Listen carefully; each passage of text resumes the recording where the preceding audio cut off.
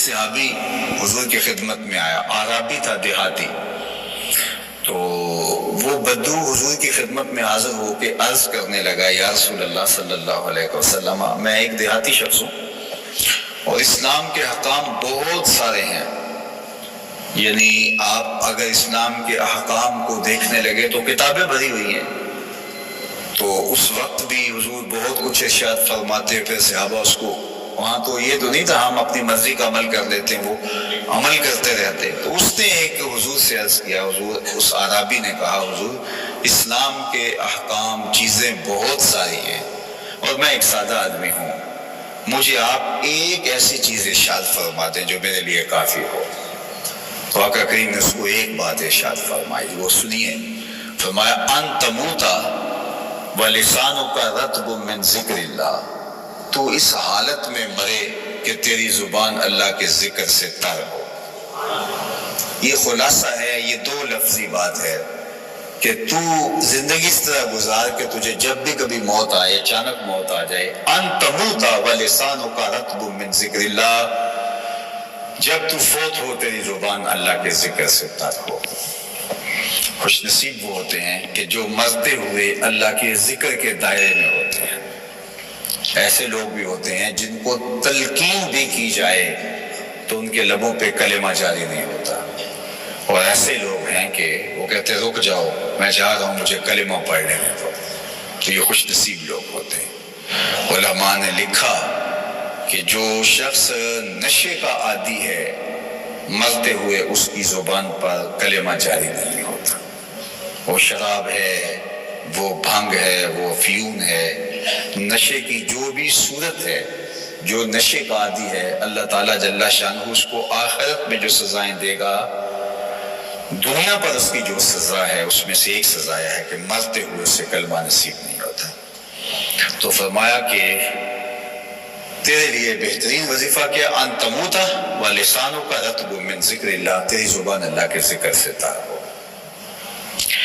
تو میں اور آپ اپنی زندگی کو اس طرح مرتب کر لیں کہ ہماری زندگی جو ہے وہ اللہ کے ذکر سے تر رہنی چاہیے، اور ہر وقت اللہ کا ذکر ہماری زبان پہ ہونا چاہیے۔ ذکر کے حوالے سے احادیث میں بہت سارے اذکار موجود ہیں، اور باقاعدہ جو کتاب الاذکار کے نام سے احادیث کے اندر پھر ایک الگ چیپٹر موجود ہے، اس میں ہزاروں مختلف احادیث میں اذکار آئے ہیں۔ جن دنوں میں اللہ جل شانہ حرم شریف جانے کا موقع نصیب کرتا ہے تو کوشش یہ ہوتی ہے کہ باقی کام بھی کیے جائیں لیکن کچھ اذکار ضرور پڑھے جائیں۔ تو پھر جو میسر ہوتا ہے وہ دیکھتے ہیں۔ تو ایک بار میں نے وہاں لائبریریوں میں جو کتابیں موجود ہیں تو اس میں انہی پر ہی زیادہ محنت کی۔ تو 4 اذکار ایسے ہیں جو سب سے افضل اور اشرف بتائے گئے ہیں، تو ہمیں اپنی زندگی میں وہ 4 اذکار اختیار کرنا چاہیے۔ اور یہ کوئی میری تحقیق نہیں ہے بلکہ یہ بڑی واضح چیز ہے، احادیث میں جتنی فضیلت ان 4 اذکار کی آئی ہے اس کے علاوہ کسی ذکر کے لیے اتنی تلقین نہیں ہے، اور وہ ایک تو ہے سبحان اللہ، اور ایک ہے الحمدللہ، اور ایک ہے لا الہ الا اللہ، اور ایک ہے اللہ اکبر۔ یہ 4 اذکار افضل ترین ذکر ہیں، یہ چاروں مشکل نہیں ہیں۔ الحمدللہ تملأ المیزان، جب کوئی الحمدللہ کہتا ہے تو میزان بھر جاتا ہے، یعنی جو میزان ہے نامہ اعمال جس پہ تولے جائیں گے، الحمدللہ کا اتنا وزن ہے کہ میزان کے پلڑے کو جھکا دے۔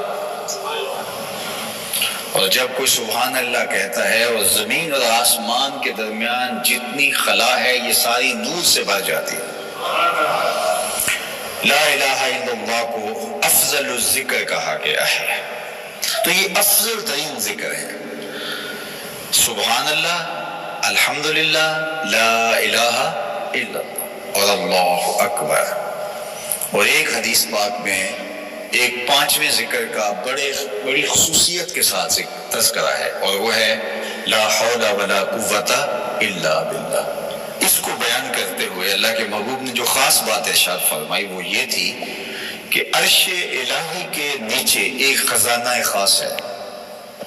جو خزانے آپ کے خاص ہوتے ہیں جس میں آپ خاص چیزیں رکھتے ہیں تو وہ آپ اپنے بیڈ کے پاس ہی رکھتے ہیں نا، تاکہ جو ہے وہ محفوظ بھی رہے، اپنے اس خاص کمرے میں رکھتے ہیں۔ اللہ تعالیٰ زمان و مکان سے پاک ہے لیکن عرش الہی اس کی تجلیات کا مرکز ہے۔ تو عرش الہی کے نیچے ایک خزانہ خاص ہے۔ حضور علیہ السلام فرماتے ہیں اس خزانہ خاص سے مجھے ایک خاص وظیفہ عطا کیا ہے اللہ نے، اور وہ وظیفہ ہے لا حول ولا قوت الا باللہ۔ تو یہ 5 وظیفے اور یہ پانچوں وظیفے ایک کلمے میں جمع کر دیے گئے، سبحان اللہ والحمد للہ ولا الہ الا اللہ واللہ اکبر ولا حول ولا قوت الا باللہ۔ تو یہ 5 کلمے افضل ترین ذکر ہیں، اور 2 چیزیں اور، ایک استغفار اور ایک درود شریف۔ تو یہ 7 چیزیں اپنی زندگی میں لازم کرنا۔ زندگی کا کوئی دن درود شریف کے بغیر نہیں گزرنا چاہیے، زندگی کا کوئی دن استغفار کے بغیر نہیں گزرنا چاہیے، زندگی کا کوئی دن ان 5 وظیفوں کو ادا کرنے کے بغیر نہیں گزرنا چاہیے۔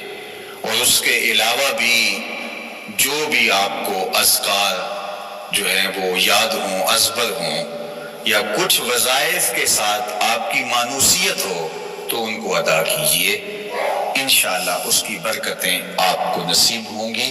تو فرمایا اے ایمان والو کثرت کے ساتھ اللہ کا ذکر کرو، اللہ ہمیں اپنے ذکر کے سائے میں رکھے اور ہماری زبان ہمیشہ اس کے ذکر سے تر رہے، تا آنکے کہ جب پیغام اجل آئے، جب موت کا سندیسہ آئے، جب سانس ٹوٹ رہی ہو تو اللہ کا مبارک نام ہمارے لبوں کا وظیفہ ہو۔